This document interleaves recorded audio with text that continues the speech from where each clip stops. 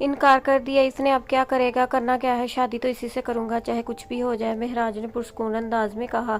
अच्छा अब घर तो चल, मुझे ऑफिस भी जाना है। सलार ने कहा आने दे इसे, एक बार देखूंगा फिर चला जाऊंगा। वैसे सुबह काफी गुस्से में थी, थप्पड़ भी मार दिया। महराज ने अपना गाल सुलाते हुए कहा, वैसे हाथ बहुत भारी है तेरी भाभी का।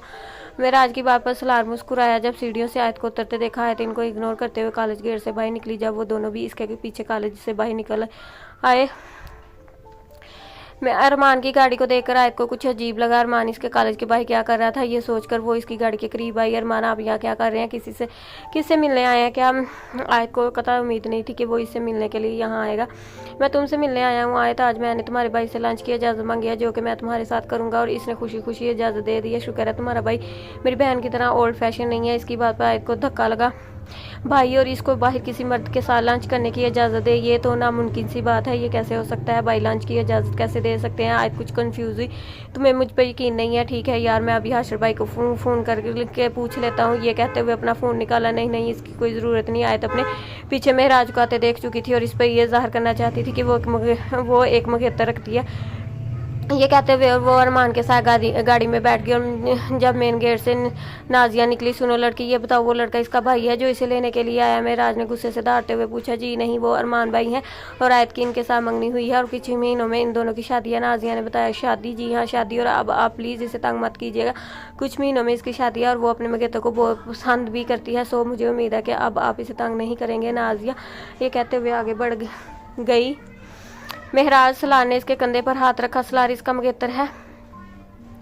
महराज जैसे खुद को यकीन दिलाते हुए बोला। डोंट वरी, नहीं रहेगा। सलार की बात पर महराज ने इसे बेसकता देखा। जो लड़की मेरे भाई को पसंद है, इसकी शादी वैसे सिर्फ मेरे भाई के साथ होगी। सलार ने इसे यकीन दिलाया। सलार तू क्या करने वाला है? महराज ने पूछा। तेरी खुशी के लिए जो करना पड़ा वो सब, सलार कह के आगे बढ़ गया। आयत ने कभी ख्वाब में नहीं सोचा था कि अरमान से होटल के किसी रूम में लेके आएगा। अब वो इसके साथ आने पर पछता रही थी। इसे समझ नहीं आ रहा था वो यहाँ से कैसे जाए। अरमान, मैंने कहा मुझे घर जाना है, प्लीज़ मुझे घर छोड़ दें। आयत ने फिर अपनी बात दोहराई, जो ना से जाने कितनी देर से कह चुकी थी, लेकिन अरमान के कानों पर जूं तक ना रेंगी। डार्लिंग क्या हो गया, हम थोड़ी देर वक्त गुजारेंगे और फिर तुम्हें घर छोड़ आऊंगा। अरमान की बेबाक नजरें आयत के जिस्म से आर पार हो रही थी। अरमान, आप मुझे घर छोड़ के आ रहे हैं या मैं खुद चली जाऊँ? दरवाजे की तरफ बड़ी जो लाग था। आयत, हमारी शादी होने वाली है, मेरी बात को समझने की कोशिश करो, थोड़ी देर वक्त साथ गुजारने से कोई फर्क नहीं पड़ता। अरमान इसकी तरफ बड़ा। भाभी ठीक कहती थी, इसे अरमान के साथ गाड़ी में नहीं बैठना चाहिए था। अब सिवाय अपनी गलती पर पछताने के वो कुछ नहीं कर सकती थी। अरमान प्लीज़ दरवाज़ा खोले, मुझे घर जाना है। वो बाकायदा रोने लगी। नो डार्लिंग, अब दरवाज़ा तभी तक नहीं खुलेगा जब तक तुम मेरी ख्वाहिश को पूरा नहीं करोगी। ये कहकर अरमान ने इसे अपनी तरफ खींचना शुरू कर दिया। अरमान प्लीज़ छोड़ दे, मुझे घर जाना है। मैंने कहा ना, तुम तब तक नहीं जा सकती जब तक मैं तुम्हें नहीं जाने दूंगा। हमारी शादी होने वाली है, थोड़ा सा वक्त हमारे साथ गुजार लोगी तो क्या हो जाएगा?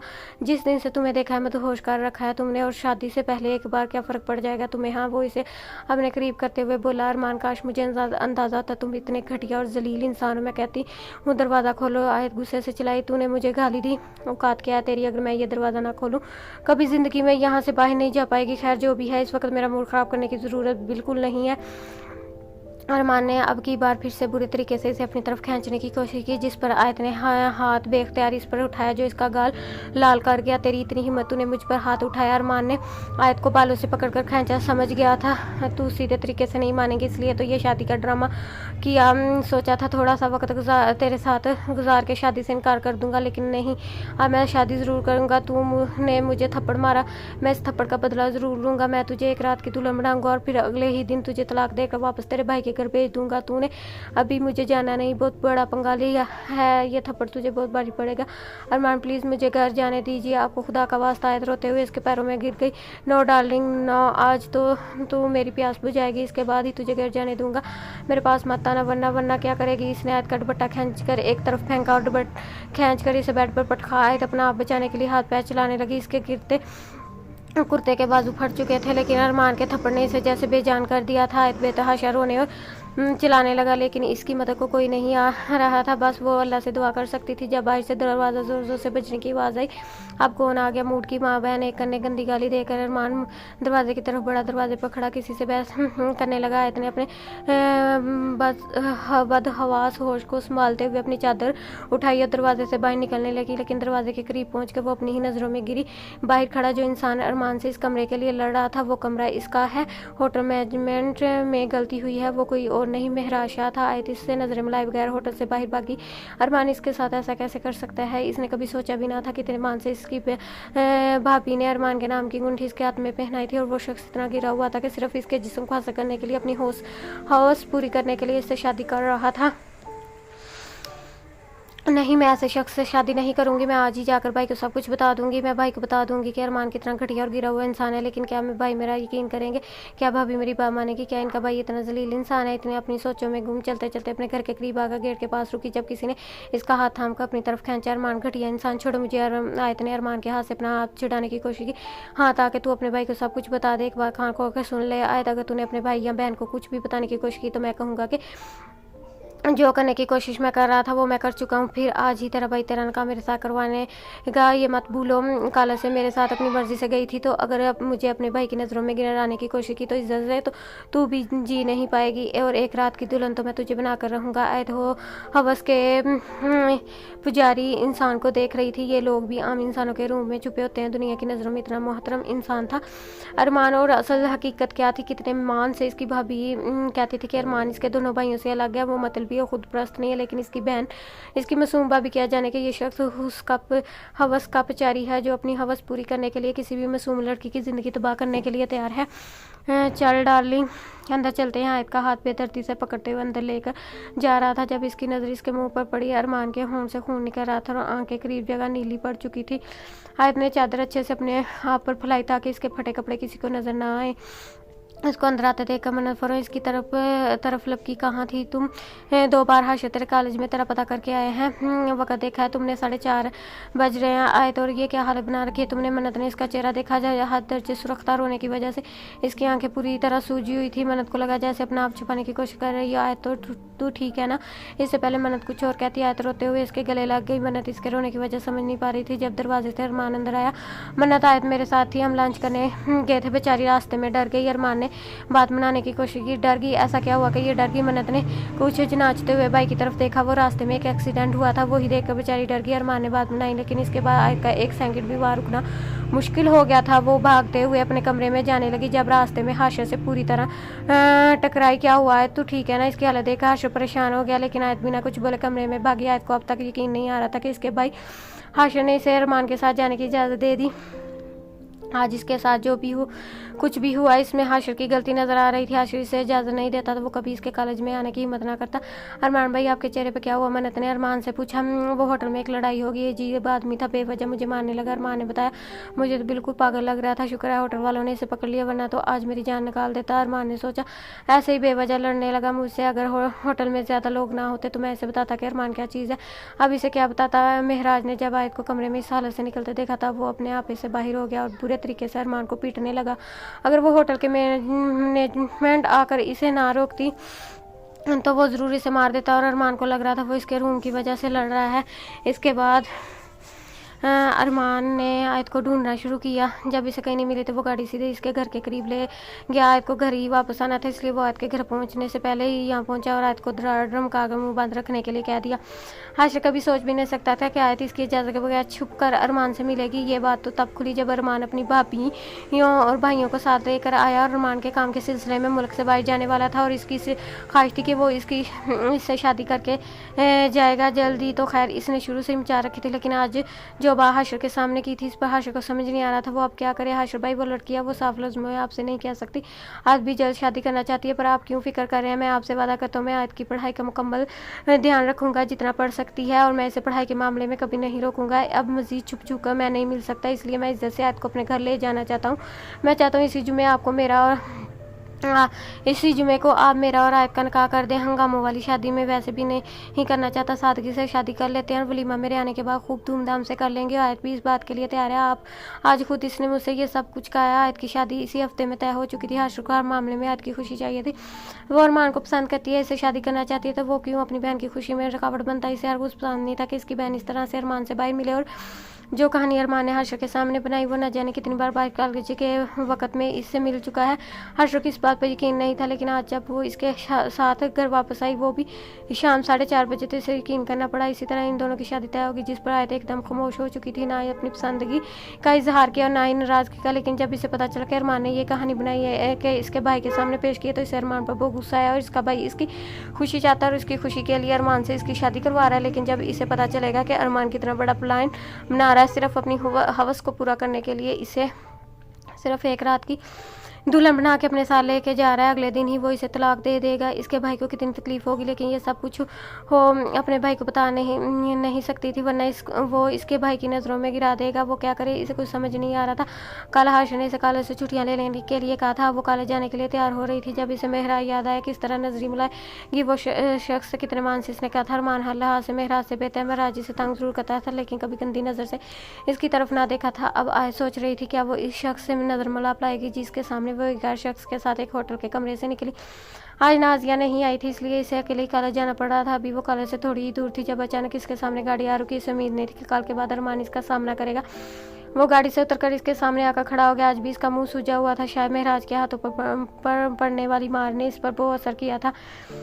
आज बहुत तरस आ रहा है तुम पर, देखो ना एक ही दिन में तुमने अपनी क्या हालत बना ली है। कोई बात नहीं, अभी भी तुम्हारे पास मौका है। वो बिल्कुल आयत के करीब खड़ा था, इसके मुंह से बहुत गंदी बदबू आ रही थी। यकीनन इसने शराब पी रखी थी। अब भी तुम मुझसे माफ़ी मांग लो और थोड़ा सा वक्त मेरे साथ गुजार लो। ना सिर्फ मैं तुम्हारी शादी लेट करवा दूंगा, बल्कि तुम्हें ज़िंदगी भर रानी बना के रखूंगा। अरमान की घड़ियाँ बातों पर आयत के हाथ पैर कांपने लगे। इसे अभी तक कल वाली अरमान की हरकत ना भूली थी कि अरमान फिर से अपने आप दिखाने के लिए इसके सामने आकर खड़ा हो गया था। ज़रा सोचो आयत, मन्नत मेरी बहन है, कभी तुम पर यकीन नहीं करेगी, क्योंकि नंद कितनी भी अच्छी हो, भाई भाई होता है और तुम्हारा भाई। ज़रा सोचो, जब तुम इसे ये बताओगे कि मैंने तुम्हारे साथ क्या करने की कोशिश की, तो सोचो इसकी हालत क्या होगी। ये सोच के कि कितना भी बस भाई वो अपनी बहन को बचा नहीं सका। ये कहते हुए इसने अपनी जेब से अपना बाहर निकाला और इसके सामने एक वीडियो चलाई जिसमें सीसीटीवी कैमरे में इस कमरे की फुटेज थी जिसमें आयत अपना आप अरमान से बचाने की कोशिश करी। जानती हो आयत, अगर तुम्हारे भाई ने ये वीडियो देख ली तो मैं तो इसकी नज़रों में गिर जाऊंगा, लेकिन वो सारी ज़िंदगी अपने आप से नज़रें कैसे मिलाएगा, क्योंकि अगर मैं वीडियो बनवा सकता हूँ तो ये भी साबित कर सकता हूँ मैं अपने मकसद में कामयाब हो चुका था। अरमान की बातें सुनते हुए इसकी आंखों में आंसू आ गए। न चाहते हुए वो रोने लगी। सोचो आयत, क्या गुजरेगी तुम्हारे भाई पर ये सोच के कि वो तुम्हारी इज्जत बचा नहीं पाया। कैसे जिएगा गैरमंद इंसान जो सर उठाकर चलता है। अरमान अपनी एक एक बात किसी कांटे की तरह आयत के जिस्म में चुभो रहा था और आयत को ऐसा महसूस हो रहा था जैसे इसके कदमों से ज़मीन निकल चुकी हो। तो क्या इसे अपने भाई की गुरूर को बचाने के लिए अपनी इज्जत गंवानी पड़ेगी। आयत का इसके कदमों पर खड़े रहना मुश्किल हो गया जब अरमान की नज़र सामने गई, जहाँ महराज अपनी गाड़ी के साथ टेक लगाए खड़ा था। इधर देखते ही अरमान के कानों में महराज के कल वाले अल्फाज गूंजे, अगर आज के बाद तुमने मुझे अपनी शक्ल भी दिखाई तो मैं तुम्हें जिंदा ज़मीन में गाड़ दूंगा। महराज इसे गुस्से से घूर रहा था। अब आयत के सामने तमाशा नहीं बन सकता था, इसलिए यहाँ से जाने में ही अपनी बेहतरी समझी। ठीक है जान, अगली मुलाकात फिर मेरी बताई हुई जगह पर होगी। ये कहकर अरमान अपनी गाड़ी में बैठकर निकल गया। जब महराज पर नज़र पड़ते ही आयत जैसे पत्थर की हो चुकी थी। सड़क बिल्कुल सुनसान थी, यहाँ दूर दूर तक कोई नहीं था, सिर्फ आयत, महराज और गाड़ी में बैठा तीसरा वजूद शायद सलार का था। हमेशा से सिर्फ अपने दोस्त की खुशी से मतलब था। आज ये सोच रही थी कि वो इस शख्स से नज़र कैसे मिलाए। इसने कभी नहीं सोचा था कि वो यहाँ सुनसान सड़क पर मिलने आ जाएगा। वो इतनी देर से इन दोनों को देख रहा था, यकीनन नहीं चाहता था कि आयत पर कोई भी इल्ज़ाम लगे, इसलिए वो इसके करीब नहीं आया। जबकि आयत के इतने बड़े करीब खड़े अरमान को देख के इसका खून खोल उठा था। कदम दर कदम वो आयत के करीब आकर खड़ा हो गया। देखो आयत, मैं तुम्हें कोई ताना मारने या कोई तकलीफ पहुँचाने नहीं आया। अगर तुमने एक अच्छे और नेक इंसान से शादी करनी है तो ठीक है, लेकिन अगर तुमने अरमान जैसे घटिया जलील बेगैरत और नशई इंसान से शादी करनी है तो मुझे में क्या बुराई है। ये सारी खूबियाँ तो मुझ में भी हैं। क्या तुम्हें लगता है ये आदमी मुझसे बेहतर है? क्या तुम्हें लगता है कि ये आदमी तुम्हारे काबिल है? मुझे नहीं लगता कि ये आदमी तुम्हारे काबिल है। तो ये इंसान के रूप में छुपा भेड़िया जो तुम्हें बर्बाद कर देगा। क्या तुम्हें नजर नहीं आ रहा वो सिर्फ तुम्हारा इस्तेमाल करना चाहता है। महराज ने बेबसी से समझाने की कोशिश की।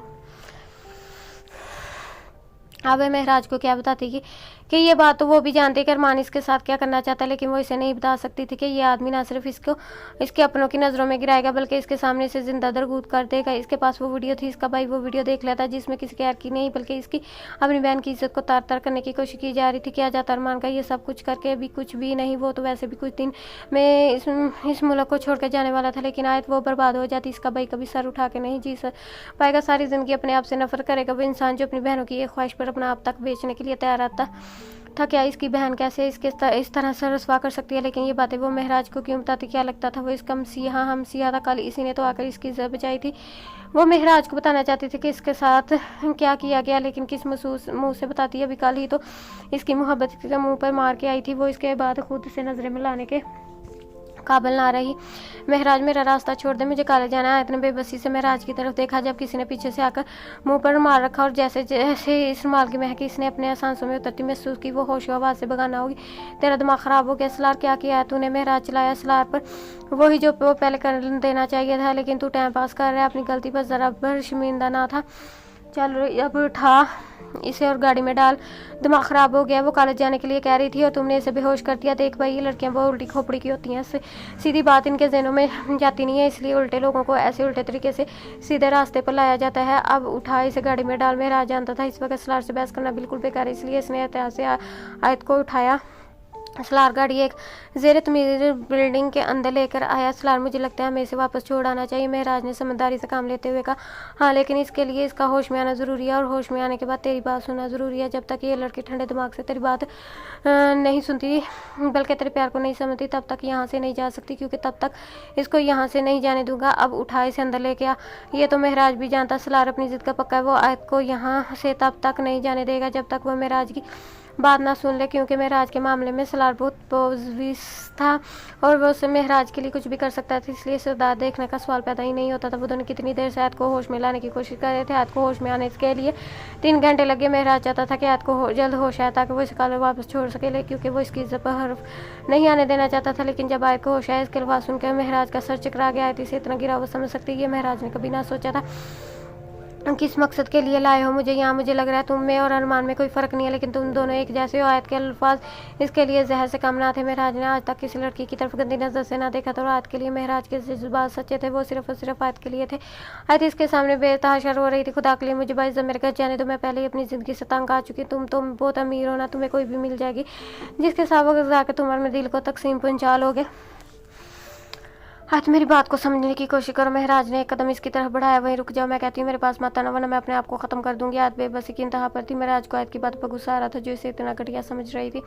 आज मैं तुम्हारे साथ कुछ गलत करने के लिए तुम्हें यहाँ नहीं लाया। मेरी बात को समझने की कोशिश करो। महराज ने इसे समझाना। मैं कहती हूँ दूर रहो, वरना मैं मर जाऊंगी। तुम्हें खुदा का वास्ता मुझसे दूर चले जाओ। आयत के आंसू बह रहे थे और इसके आंसू पर महराज को अपनी गैरत डूबती हुई महसूस हो रही थी। तुमसे बहुत मोहब्बत करता हूँ, मैं तुम्हें बहुत खुश रखूंगा। वो शख्स तुम्हारे काबिल नहीं है, तुम इसके साथ कभी खुश नहीं रह पाओगे। आज मुझे एक मौका तो दो अपनी मोहब्बत को साबित करने का। मेरी मोहब्बत तुमसे सिर्फ एक मौका चाहती है।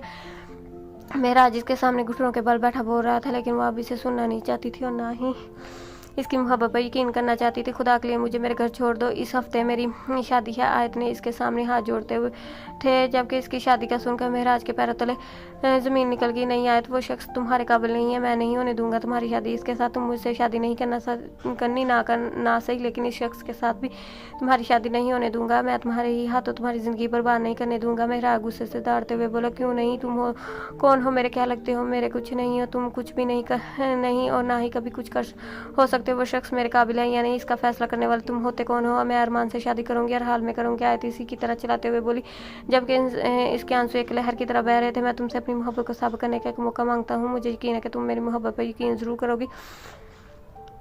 अगर कहा से 1 सेकंड पहले भी तुमने मुझ पर यकीन कर लिया तो मैं तुम्हारी शादी नहीं होने दूंगा, ये वादा है मेरा आशा का। महराज ने इसे यकीन दिलाने की कोशिश की। ठीक है, तुम जो कर सकते हो कर लो, लेकिन मुझे मेरे घर छोड़ाओ, इससे पहले मेरे भाई को पता चल जाए। तुम्हें जो करना है करो, मुझे इससे कोई फ़र्क नहीं पड़ता, लेकिन याद रखो मुझे तुमसे भी कभी मोहब्बत नहीं होगी, क्योंकि शादी मेरी सिर्फ अरमान के साथ होगी। ठीक है आज मैं तुम्हें तुम्हारे घर छोड़ रहा हूँ और तुमसे वादा करता हूँ कि तुम्हारी शादी तुमसे पहले तुम्हें अपनी मोहब्बत का यकीन दिलाने का तुम्हें इतना बेबस कर दूंगा, तुम खुद मेरे पास आओगे। महराज ने इसे घर छोड़ने से पहले गाड़ी में अपना कार्ड दिया, जिसमें इसका नंबर और एड्रेस था। तुम्हें जब भी मेरी ज़रूरत हुई तो इस नंबर पर फ़ोन करना। मुझे यकीन है तुम्हारी शादी से पहले मैं इस नंबर की ज़रूर पड़ेगी। तुम्हें इस अरमान से डरने की और घबराने की कोई ज़रूरत, मैं हर कदम पर तुम्हारे साथ हूँ। महराज ने इसे इसके घर की गली के पीछे की तरफ छोड़ा ताकि इन्हें कोई इसके साथ ना देख ले। वो बिल्कुल सुनसान और वीरान गली थी। जब वो गाड़ी से उतरी लगी तब महराज ने कहा, तुम फिक्र मत करो, आए तो मैं हमेशा तुम्हारे आसपास रहूँगा। मैं इस गली से कहीं नहीं जाऊँगा जब तक मुझे इस बात का यकीन नहीं हो जाएगा कि तुम अरमान से शादी कर लोगी। आप बेकार में अपना वक्त ज़ाया कर रहे हैं। मेरा आशा, मैंने फैसला कर लिया, मेरी शादी अरमान के साथ होगी, इसलिए बेहतर होगा कि आप ये अपना वक्त बर्बाद न करें। इंसान को बेमकसद चीज़ों के पीछे नहीं भागना चाहिए, क्योंकि बेमकसद चीज़ें इंसान को कोई फ़ायदा नहीं पहुँचाती बल्कि इसका वक़्त और काबिलियत ज़ाया कर देती हैं। आयत जिसे तुम बेमकसद कह रही हो वो मेरी मोहब्बत है, और मेरी मोहब्बत मेरा वक़्त और मेरी काबिलियत ज़ाया नहीं करेगी। और जहाँ तक फ़ायदे की बात है तो मोहब्बत में नुकसान और फ़ायदा नहीं देखा जाता, और मुझे यकीन है तुम बहुत जल्द मेरे करीब, बहुत करीब होगी, और मैं तुम्हें इस बात का एहसास दिलाऊंगा जब तुम हमेशा के लिए मेरी और सिर्फ मेरी होकर मेरे पास आओगी। महराज का एतबार काबिल दीद था। आप बेकार में गलतफहमियां पा रहे हैं। मेरी महराज का यकीन कीजिए, इससे आपको कुछ हासिल नहीं होगा। आयत नहीं चाहती थी कि महराज इसके घर के आसपास रहे। गलतफहमी है तो गलतफहमी ही सही, लेकिन मैं यहाँ से कहीं नहीं जाऊँगा। अब तुम अपने घर जाओ, ये ना हो कि ये सड़क पर खड़े तुम्हें कोई मेरे साथ देख ले तो मैं सच बोल दूँ कि मगर तुम्हारे पास कोई जवाब नहीं होगा। क्या सच बोलेंगे आप? आयत ने बेसख्ता पूछा। ये कि मैं तुमसे मोहब्बत करता हूँ। जवाब वाज़िया था। हाथ को समझ आ चुका था कि यहाँ पत्थर पर सर मारने से कोई फायदा नहीं, इसलिए वो आगे बढ़ी और महराज इसी यकीन पर वहाँ खड़ा रहा। आयत इसके पास लौट कर जरूर आएगी। घर में आयत की शादी की तैयारियां शुरू हो चुकी थी। सीरत को तो अपने लिए कपड़े और मैचिंग ज्वेलरी के अलावा कुछ नजर नहीं आ रहा था। वो बेचारी तो समझ नहीं सकी थी कि इसकी बहन के पर क्या बीत रही है। वो हर 2 मिनट बाद से कोई ना कोई चीज़ दिखाने आ रही थी, और आयत बेचारी अपनी बहन का दिल कैसे तोड़ती। बेदिली से ही सही वो इसके पसंद की हर चीज़ देखती। आयत खिड़की के पर्दे बंद करने लगी कि इसकी नज़र गली पर पड़ी जहाँ महराज की गाड़ी खड़ी थी, और गाड़ी के साथ टेक लगा के वो खड़ा था। या खुदा, ये बंदा सारी दोपहर से यहाँ धूप में खड़ा है, इसका मतलब ये यहीं खड़ा रहेगा। इसको मैं इनकार भी कर चुकी हूँ, पर ना जाने कौन सी मिट्टी से बनाई है आदमी। आला इसे उम्मीद की कोई कौन सी डोर थमाई है आपने जो यहाँ से जाने का नाम नहीं ले रहा। खिड़की के पर्दे बंद करने से पहले महराज ने इसे देख लिया था, लेकिन ना तो इसने कोई इशारा किया, ना ही वो मुस्कुराया। एक बार नज़र उठाने के बाद दोबारा इसे देखा भी नहीं। महराज, तुम ये क्यों कर रहे हो? इस तरह भूखे प्यासे मेरे घर के बाहर खड़े रहने से तुम्हें क्या मिल जाएगा? मैं अपना फैसला कभी नहीं बदलूंगी। ये बात आखिर तुम समझते क्यों नहीं? अपने ख्यालों में महराज से मुखातब थी। ना जाने क्यों बेख्तियार इसके आंसू गिरे। जब सीरत ने इसे बाहर आने के लिए आवाज़ दी, आयत ने फ़ौरन अपने आंसू साफ किए, क्योंकि इसे अपने घर वालों के सामने अपनी खुशी दिखानी थी, अपने आप को खुश ज़ाहिर करना था। रात का 1 बज रहा था जब अचानक फ़ोन से इसकी आंख खुली। इसने बेख्तियार अपनी बाईं तरफ जानिब सोई सीरत को देखा, फिर जल्दी से फ़ोन उठा लिया ताकि सीरत की नींद ख़राब ना हो। आयत, कैसी हो? क्या फ़ैसला किया तुमने? तुम तो आ रही हो मेरे पास? अरमान की बेबाक आवाज़ सुनकर इसे अपनी बेख्तियारी पर गुस्सा आया। आपने इस वक्त फ़ोन क्यों किया? आयत जल्दी जल्दी फ़ोन बंद करना चाहती थी, तुम्हें बताने के लिए कि जुम्मे के दिन हमारा निकाह है, इससे पहले तुम मेरी पास आओगी, वरना तुम जानती हो मैं तुम्हारे साथ क्या होगा। भूलो मत, मैं तुम्हारी सारी ज़िंदगी अज़ाब बना दूंगा। आयत मज़ीद इसकी बेहुदा बात नहीं सुन सकती थी, इसलिए इसने फ़ोन काट दिया। फ़ोन बंद करके एक साइड पर रख के सोने के लिए लेटी, फिर अचानक कुछ याद आया। दौड़ के खिड़की के पास आई, खिड़की के पर्दे हटा के देखा तो वो अभी तक वहीं खड़ा था। ना जाने क्यों इसे इस पर तरस आया। सुबह से वो भूखा प्यासा ही खड़ा था, शाम से तो आयत भूख चुकी थी। आयत अपने आप को कसूरवार समझ रही थी, लेकिन वो कसूरवार नहीं थी। इसने तो महराज को कोई उम्मीद ना दी थी। महराजा तो अपनी मर्जी से यहाँ खड़ा था। न जाने किस एहसास के से महराज ने खिड़की की तरफ देखा, जहाँ आयत की खिड़की खुली खोले खड़ी थी। आयत बेचैन नजर आ रही थी। इसकी ये बेचैनी महराज के होंठों पर मुस्कुराहट ले आई। तुम मेरा इंतजार हो आयत, और वो मिसाल है ना, इंतज़ार का फल मीठा होता है। मुझे मेरे फल का इंतज़ार है। तुम्हारी बेचैनी बता रही है। बहुत जल्द मेरा इंतज़ार ख़त्म होने वाला है। आयत का दिल चाहे इसे फ़ोन करे और कहे कि वो यहाँ से चला जाए, लेकिन इसे फ़ोन करके इस मज़ीद किसी गलतफहमी में नहीं डालना चाहती थी। खड़े रहो यहीं पर, जब आगे से कोई रिस्पॉन्स नहीं मिलेगा तो खुद ही चले जाओगे। आयत ने ये सोते हुए खिड़की का पर्दा बराबर कर दिया और बंद कर दी। मुझे से अपने आप को छुपा के अपने चेहरे के तासरात छुपा लोगे, लेकिन अपने दिल के नहीं। महराज मुस्कुराया। हर्ष चाहता था कि आयत की शादी का हर फंक्शन किया जाए, मेहंदी, मईयो, बरात, नकाब, वलीमा। वो नहीं चाहता था कि इसकी बहन की कोई ख्वाहिश अधूरी रहे, इसलिए इसने काफ़ी शानदार इंतजाम कराए। जिस तरीके से आशा ने सारे इंतजाम करवाए थे, कोई नहीं कह सकता था ये शादी इस तरह अचानक तय हुई है। आज शाम इसकी मेहंदी का फंक्शन रखा गया था। सारा दिन वो भी मसरूफ़ गुजरा। अब रात का 1 बज रहा था जब मन्नत ने आराम का ऐलान शुरू किया। तभी अचानक बारिश होगी। सब अपने कमरे में जा चुके थे। जब आयत अपने कमरे में आई तो सीरत कहीं नहीं थी। आज इसकी सहेलीन आई थी तो वो इसके साथ गेस्ट रूम में सो रही थी। कपड़े तब्दील करके आराम की घर से बेड पर लेटी थी जब इसे अरमान की बात यादें आने लगी। मैं तुम्हें सिर्फ 1 रात की दुल्हन बनाऊंगा और दूसरी सुबह मैं तुम्हें तलाक दे दूंगा। तुम्हारी भाई की सारी ज़िंदगी पछतावे में गुजरेगी।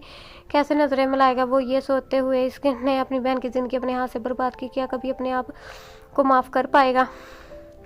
वो नहीं, सारी ज़िंदगी अपने आप से नफरत करेगा। नींद का आना मुश्किल हो चुका था। वो उठकर बैठी। वो कोशिश के बाद भी नींद ना आई तो उठकर खिड़की के पास आई। खिड़की के बाहर का नज़ारा नाकाबिल यकीन था। महराज अभी तक यहीं खड़े गाड़ी के बाहर खड़ा था। याला ये घर नहीं गया, इसने कुछ खाया भी है कि नहीं? महराज गाड़ी के साथ एक लगाए आंखें बंद किए खड़ा था। आयत के लिए इस बात का यकीन करना नामुमकिन था कि ये शख्स सिर्फ इसके लिए धूप और बारिश में भूखे प्यासे यहाँ खड़ा है। इसकी हालत देख रहा है को रोना आने लगा तो वहीं ज़मीन पर बैठ के वो फूट फूट कर रोई। आज इसके आंसू ना तो अपने भाई की मोहब्बत में थे और ना ही अरमान की नफरत के लिए। आज जो आंसू इसकी आंखों से निकल रहे थे वो सिर्फ और सिर्फ महराज के नाम थे। इसके फ़ोन पर अनजान नंबर से कॉल आ रही थी। लेकिन इस वक्त वो किसी से भी बात करने में इंटरेस्ट नहीं था। यहाँ तक कि इसने सलार से भी बात ना की, क्योंकि इस मामले में सलार के मशवरे कुछ और ही थे। और वह महराज से कह रहा था कि वो आयत को उठाकर इससे ज़बरदस्ती निकाह कर ले, फिर आस्ता आस्ता आयत इस निकाह को कबूल कर लेगी। लेकिन महराज शाह मोहब्बत में ज़बरदस्ती का काल नहीं था, इसलिए अब वो सलार का फ़ोन नहीं उठा रहा था। रात के 3 बज रहे थे, 12 ज़ोरों शोर से थी और महराज का फ़ोन बार बार बज रहा था। ना चाहते हुए इसने फ़ोन उठा लिया। सलार, मैं तुझे एक बार समझा चुका, मुझे बार बार फ़ोन मत कर, क्यों डिस्टर्ब कर रहा है। वो फ़ोन उठाते बोला, डिस्टर्ब आप कर रहे हैं मुझे, क्यों नहीं अपने घर चले जाते, क्यों मेरे घर के बाहर इस तरह से खड़े हैं, मुझे बदनाम करना चाहते हैं। आयत की आवाज़ सुनकर महराज को हैरत हुई। अगर मेरा इरादा तुम्हें बदनाम करने का होता, आयत बीबी तो तुम्हारे घर के पीछे नहीं बल्कि सामने खड़ा होता। महराज बिना लिहाज किए बोला, इसे ऐसे इस किस्म के रवैये की उम्मीद ना थी। देख मिस्टर महराज शाह, मुझे मेरी नज़र में गिराना बंद करें। मैं आपको पहले ही बता चुकी हूँ कि मैं अरमान के साथ बहुत खुश हूँ। आप मुझे गिल्ट फील करवाना चाहते हैं तो ये आपकी गलतफहमी है ना। तो मुझे आपसे कोई मोहब्बत है और ना ही कोई भी हो सकती है, इसलिए ये झूठी मोहब्बत का ड्रामा बंद करें और चले जाएं। मुझे इस सब से कोई फ़र्क नहीं पड़ने वाला। अगर तुम्हें कोई फ़र्क नहीं पड़ता तो इसका असर लेना छोड़ दो, क्योंकि मैं यहाँ से तब तक नहीं जाऊँगा जब तक मुझे यकीन हो जाता है कि तुम अरमान से शादी करोगी। प्लीज़ मेरे चैनल को सब्सक्राइब करें प्लीज़।